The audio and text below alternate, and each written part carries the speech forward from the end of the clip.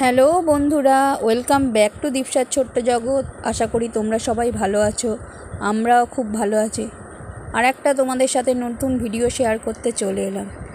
দেখো, আজকের আমি তোমাদের সাথে শেয়ার করব আলু দিয়ে কচি পাঁঠার ঝোল। পার্সোনালি আমার কচি পাঁঠাটা ভালো লাগে, রেয়াজি খাসি আমার অত ভালো লাগে না। তো ওই প্রথমেই দেখালাম, মাংসটাকে ভালো করে গরম জলে ধুয়ে নিয়েছি। এদিকে দেখো, আদা, রসুন, পেঁয়াজ এবং লঙ্কা বাটার পেস্ট একসাথে সব মিক্সিতে পেস্ট করে নিয়েছি। এদিকে দেখো, ক্যাপসিকাম কুচি আর টমেটো ছোট করে কুচি করে কেটে নিয়েছি। গ্রিন ক্যাপসিকামই নিয়েছি। এবার দেখো, মটনটাকে গরম জলে ভালো করে ধুয়ে নিয়ে জলটা ঝরিয়ে নিয়ে মটনের সাথে ওই ছোটো ছোটো ক্যাপসিকাম কুচি আর টমেটো কুচি দিয়েছি ম্যারিনেট করার জন্য। সব মশলাগুলো দিয়ে শেষে মাখবো ভালো করে। এবার দেখো ওই যে পেঁয়াজ বাটা, আদা বাটা, রসুন বাটার পেস্টটা করে রেখেছিলাম, এবার ওটা ওই 5-6 চামচের মতো দেবো।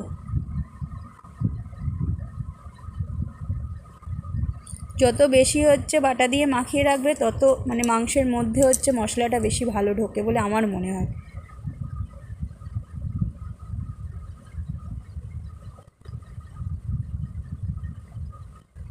এরপর একে একে তোমার গুঁড়ো মশলাগুলো দিয়ে দেবো। দেখো, এখানে রেখেছি হলুদ গুঁড়ো, নুন এবং জিরে গুঁড়ো। এবার একে একে এগুলো দিয়ে দেবো। প্রথমেই দিলাম দেখো হলুদ গুঁড়ো,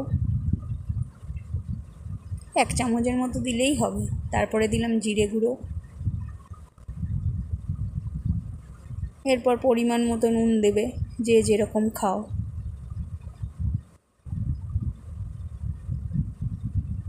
তারপর এটা দেখো দিচ্ছি ধনে গুঁড়ো। আমি গুঁড়ো মশলাগুলো মোটামুটি সব তোমার ম্যারিনেট করার সময় দিয়ে দিই।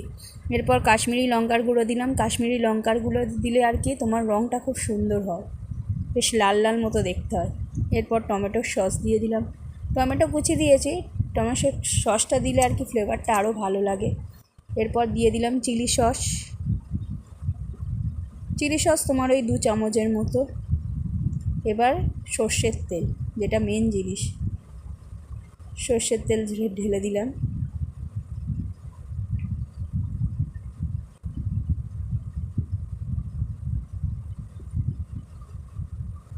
যত তেল বেশি দেবে তত রান্নার টেস্ট ভালো হবে, যে যতই বলুক না কেন। এখন সবাই কম তেলে রান্না করতে চায় শরীরের জন্য, কিন্তু তেল বেশি দিলে রান্নার টেস্ট অনেক ভালো হয়। এরপর দেখো, হাতটা ভালো করে ধুয়ে নিয়ে আস্তে আস্তে মাখিয়ে নিলাম। ভালো করে সব মশলাগুলো মাংসের সাথে মাখিয়ে নিচ্ছি।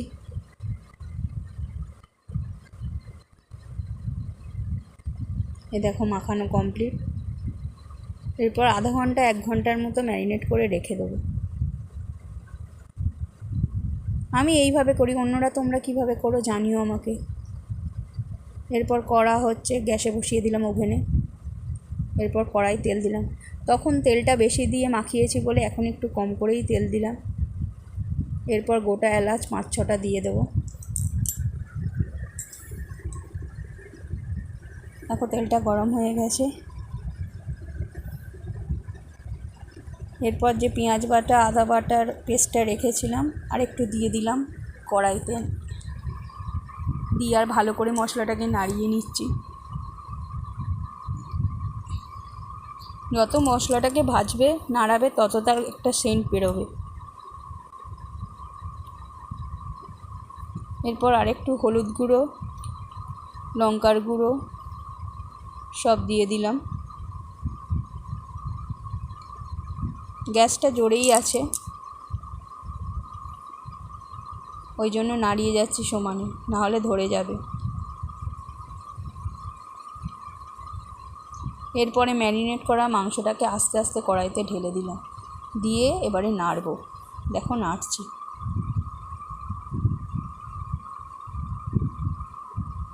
কালারটা দেখেছো কেমন এসছে?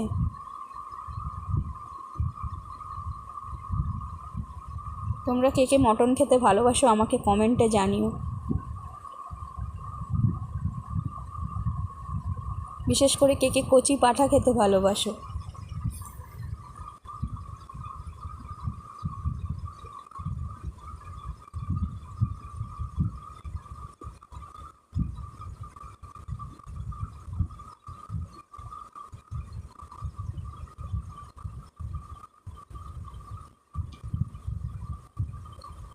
দেখো কড়াইতে দিয়ে রেখেছি।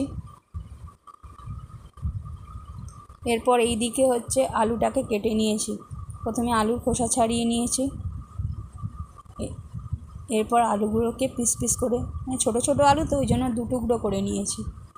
দেখো আলুর টুকরোগুলো রয়েছে। এরপর প্রেশার কুকারে একটা সেদ্ধ, মানে সিটি দিয়ে আর কি সেদ্ধ করে নেব।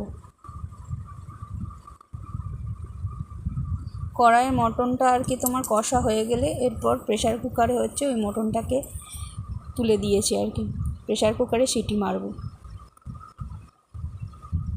দেখো প্রেশার কুকারে বসিয়ে দিয়েছি মটনটাকে।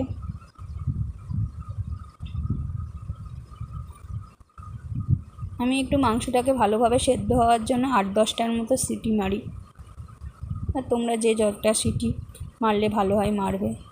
এই দেখো সেদ্ধ আলু রয়েছে। এবার সেদ্ধ আলুটা ওই মাংসের ঝোলে আর কি দিয়ে দেবো। প্রেশার কুকারে হয়ে গেছিলো মাংসটা, সেটাও কড়াইতে ঢেলে দিয়েছি, আর সেদ্ধ আলুগুলোও কড়াইতে একসাথে দিয়ে দিয়েছি।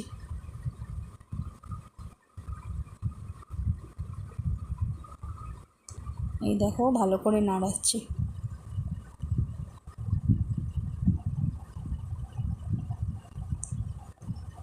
এরপর একটু গরম মশলা দিয়ে দেবো।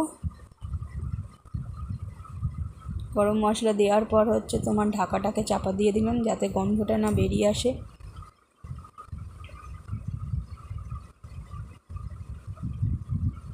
এই ঢাকনাটা তুলে এবার দেখছি ঠিকঠাক মতো হয়েছে কি না।